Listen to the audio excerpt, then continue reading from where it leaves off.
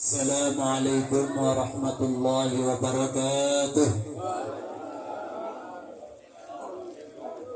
Bismillah, alhamdulillah, wassalatu wassalamu ala rasulillah. La hawla wa la quwwata illa billah.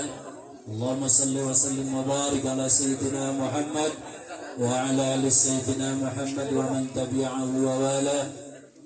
Rabbi israh li sadri wa yassir li amri wa hlul 'uqdatam min lisani yafqahu qawli warfa' li qadri bi jahi Rasulillah sallallahu alaihi wasallam. Subhanaka la ilma lana illa ma 'allamtana innaka antas samiul 'alim. Ya Fattahu ya Alim ya Wali ya Khabir. Ya Fattahu ya Alim ya Wali ya Khabir.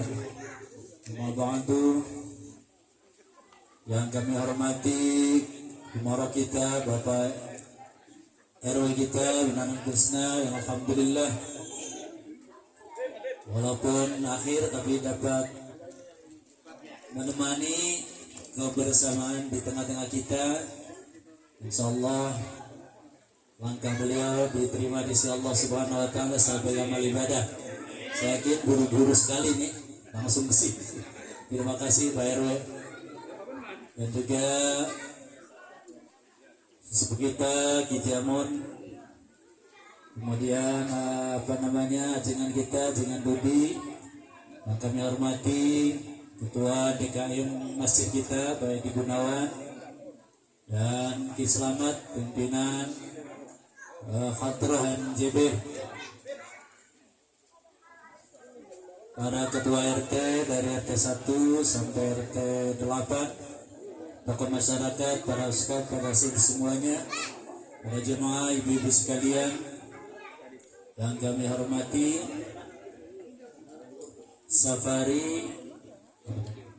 Sabari MJB bersolawat.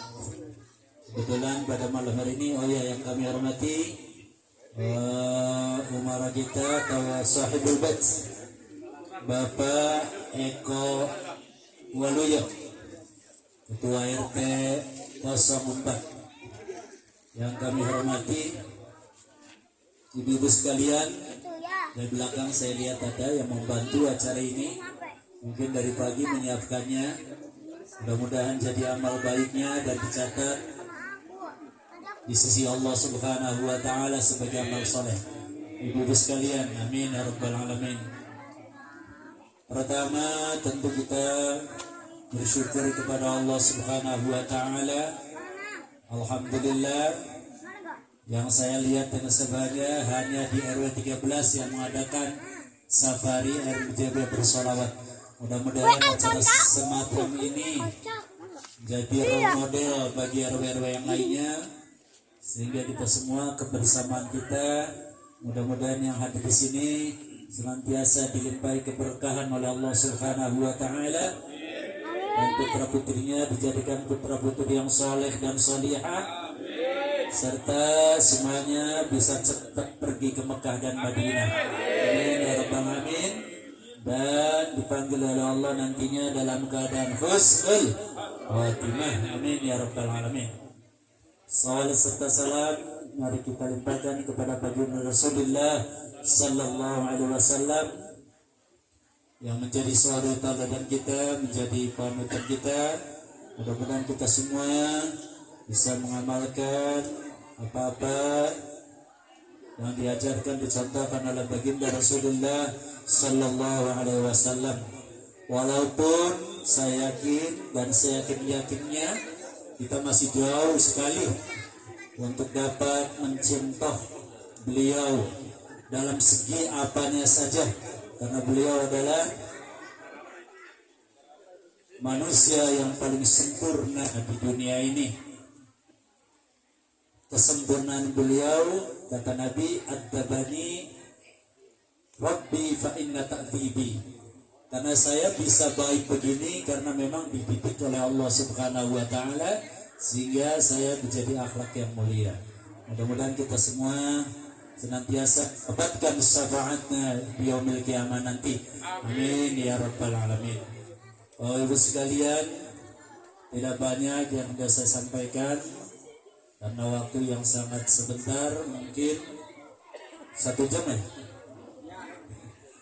Ini sekitar kultum aja untuk sebagai pengingat kita.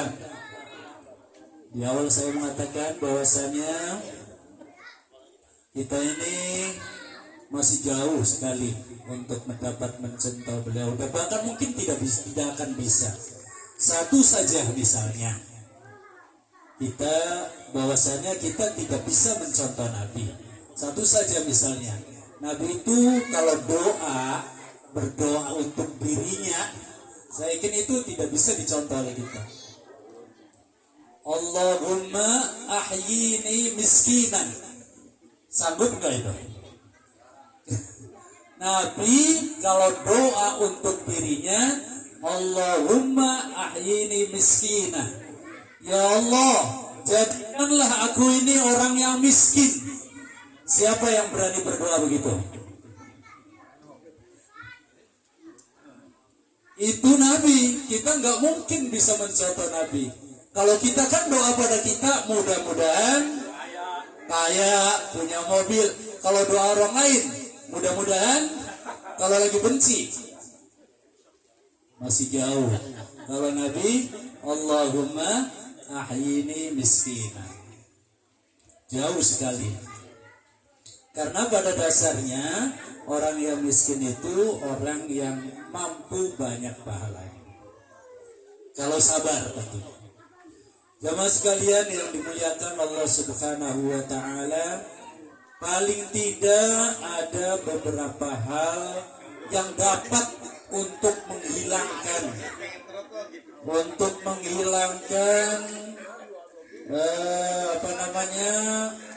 dosa kita atau untuk membersihkan hati kita. Karena yang sebenarnya yang dilihat oleh Allah itu bukan kekayaannya, bukan pangkatnya, bukan jabatannya, tetapi yang dilihat oleh Allah adalah hatinya, hati kita gitu. Paling tidak kita harus 3 hal yang dapat kita lakukan. Kalau enggak ya salah satunya. Misalnya Nabi Muhammad itu selama hidupnya tidak pernah meninggalkan jamaahnya, walaupun lagi sakit keras. Suatu ketika Nabi Muhammad menjelang wafatnya, subuh itu sudah panas, sudah sakit panas. Dan sakit panasnya Nabi itu nggak seperti kita. Kita paling panas mampu untuk 42 derajat, itu pun sudah konslet. Kalau Nabi itu sakit panasnya lebih dari 100 derajat. Keterangan dari kitab-kitab. Sahabat Bilal di pintunya, ya Rasul, cepat sholat, ya Rasulullah, ya Rasulullah, subuh itu sudah subuh. Nabi beberapa kali dipanggil, nggak nyaut, akhirnya diganti aja sama sahabat Abu Bakar. Lari ke imam sahabat Bakar, Nabi lagi sakit. Sahabat Bakar nggak berani mengganti. Siapa yang mengganti imam dan Nabi? Nggak berani pokoknya. Sampai 3 kali Nabi Muhammad menyuruh sahabat Abu Bakar. Setelah itu Nabi Abu Bakar mengimamin, baru 1 rakaat Nabi datang, lalu Nabi sahabat Bakar mundur dan Nabi Muhammad SAW menjadi imamnya. Jadi paling tidak kita berusaha untuk sholat berjamaah, paling tidak gitu. Kalau tidak di masjid ya di rumah. Kalau tidak dengan anak ya dengan istri kita. Itu yang dapat menghilangkan atau dapat menghapus kesalahan kita. Ada guru saya Kiai Najmuddin Zaid itu selama sholatnya dia tidak pernah tidak berjamaah. Jadi kalau misalnya di jalan itu telepon istrinya, jangan sholat dulu, nanti nunggu saya. Bahkan cari itu di tetangganya yang belum sholat. Bahkan kalau sudah tidak mendapatkan, istrinya sudah sholat lagi jadi makmum. Pokoknya berusaha hidupnya itu selalu berjamaah. Saya yakin kita belum sanggup. PRW bisa. Berusaha untuk bersolat berjamaah itu dapat menghilangkan dosa kita atau ampunan dari Allah Subhanahu wa taala. Kalau itu kita tidak bisa lakukan, paling tidak yang kedua, untuk dapat hati kita selalu bersih, hati kita selalu tidak didekati oleh setan. Kita berusaha kalau bisa untuk tidak batal wudhu. Sanggup Pak? Insyaallah. Saya yakin gak sanggup. Saya pernah mencoba untuk tidak batal wudhu. Wudhu batal lagi, batal wudhu lagi, batal wudhu lagi. Sanggup hanya 3 hari. Karena yang kita makan bermacam-macam. Kalau kita bisa mendawamkan tidak batal wudhu, maka insya Allah hatinya bisa tersucikan. Mudah-mudahan di antara jamaah kita ada yang bisa mengamalkan tidak batal wudhu. Amin ya rabbal. Jamaah tidak bisa, batal wudhu tidak bisa. Ya udah, yang ketiga, yang paling mudah insya Allah bisa kita lakukan bersama untuk dapat hati kita bisa tersucikan sehingga kita benar-benar bisa selangkah demi selangkah untuk dapat mengenal Allah Subhanahu wa ta'ala. Yang ketiga, untuk dapat menghilangkan kekotoran di dalam hati kita, yaitu intadhirus sholat ba'da sholat. Ini yang bisa kita lakukan barangkali, dan harus kita bisa lakukan selangkah demi selangkah, yaitu menunggu sholat setelah sholat. Saya ulangi lagi, dalam hidup ini kita harus belajar menunggu sholat setelah sholat.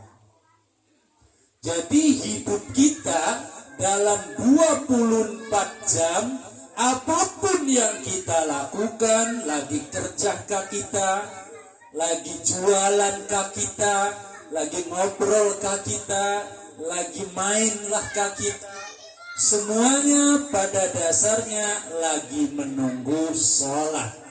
Yaitu karena hati kita menunggu sholat setelah sholat. Praktek gimana? Setelah sholat, misalnya sholat isya selesai, Assalamualaikum warahmatullahi, Assalamualaikum warahmatullahi, wirid doa, hati kita mengatakan, ya Allah, andaikan sholat subuh datang, saya siap sholat subuh. Itu namanya kita menunggu sholat setelah sholat. Walaupun kita ngobrol di pos, walaupun kita misalnya main catur, main kartu misalnya, walaupun kita tidur sekalipun, maka tidurnya dicatat oleh Allah sebagai orang yang beribadah. Kenapa demikian? Karena dia tidurnya lagi menunggu datangnya perintah Allah berupa sholat subuh. Begitu sholat subuh selesai, ini berbicara masalah hati, tinggal ngomong saja. Hatinya, ya Allah, andaikan sholat zuhur datang, saya siap melaksanakan ibadah sholat zuhur. Maka apapun aktivitas kita, insya Allah dicatat sebagai orang yang lagi menunggu datangnya sholat zuhur, dan seterusnya dan seterusnya. Mudah-mudahan kita semua dapat melakukan hal tersebut. Kalau kita lakukan itu, insya Allah kita cepat naik derajatnya jadi kekasih Allah Subhanahu wa ta'ala. Karena sejatinya dia dalam 24 jam hatinya sholat terus di mata Allah Subhanahu wa ta'ala. Cuma masalahnya banyak lupanya. Cuma masalahnya banyak lupanya. Makanya saya mengingatkan khususnya untuk diri kita sendiri. Sebetulnya orang bisa sholat 24 jam itu, yaitu seperti itu. Yang tadirus sholat ba'da sholat, menunggu datangnya sholat setelah sholat. Ini kelihatannya sederhana, tapi praktiknya itu gampang-gampang susah. Susahnya apa? Karena kita tidak biasa. Coba kita biasakan. Mungkin hari ini baru 1 kali yang ingat, besoknya 2, besoknya 3, 4, besoknya lagi lupa lagi, besoknya lagi. Ini ilmu batin yang cepat menaikkan derajat berkelas tinggi di mata Allah Subhanahu wa taala. Saya sebenarnya banyak hal yang sudah pernah saya sampaikan. Di antaranya misalnya pengen jadi wali Allah, kekasih Allah, apabila makan kunyahannya 27 kunyahan, sebelum ditelan kita baca bismillah, setelah masuk alhamdulillah. Jadi kalau makan bismillah, alhamdulillah, bismillah. Jangan baca doa aja, kadang-kadang lupa. Allahumma barik lana bima rozaqtana wa qina adzabannar. Kalau pengen cepat jadi kekasih Allah, sejatinya rizki yang sebenarnya adalah rizki yang masuk ke dalam tenggorokan kita. Itulah rizki yang sesungguhnya. Kalau kita makannya bismillah, alhamdulillah, bismillah, alhamdulillah. Gampang tapi susah. Saya sendiri banyak lupanya, boro-boro, kadang-kadang langsung makan aja buru-buru, boro-boro telenanya udah masuk, boro-boro 27 kunyahan, 3 kali langsung, boro-boro saat masuk baca bis. Coba kita mulai, coba makan kunyah-kunyah, bismillah, alhamdulillah, bismillah, alhamdulillah. Itu sudah pernah saya sampaikan. Baik, sudah dapat melakukan. Padahal kira-kira 4 bulan yang lalu saya sampaikan. Saya mengingatkan kembali 2 ilmu kewalian. Bismillah, alhamdulillah, dan menunggu salat setelah salat.